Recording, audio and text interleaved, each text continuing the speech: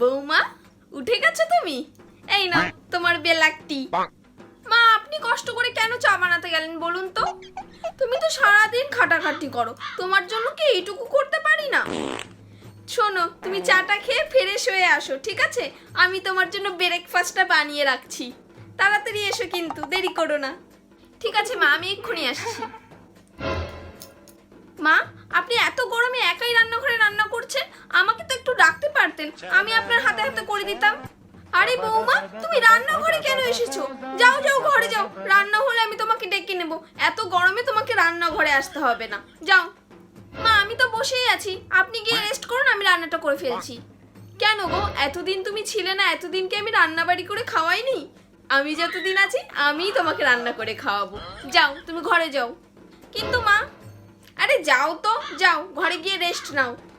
আচ্ছা ঠিক আছে মা, আমি অফিসের জন্য বেরোচ্ছি।